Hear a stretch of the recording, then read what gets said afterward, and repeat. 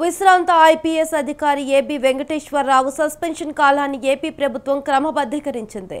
గతంలో జగన్ ప్రభుత్వం 2 సార్లు ఆయనపై సస్పెన్షన్ వేటు వేసింది. మొదటి దఫా 2020 ఫిబ్రవరి నుంచి 2022 ఫిబ్రవరి 7 వరకు, రెండోసారి 2022 జూన్ 28 నుంచి 2024 మే 30 వరకు సస్పెన్షన్ విధించింది. తాజాగా ఆ కాలాన్ని విధులు నిర్వహించినట్లుగా క్రమబద్ధీకరిస్తూ ప్రభుత్వం ఉత్తర్వులు జారీ చేసింది.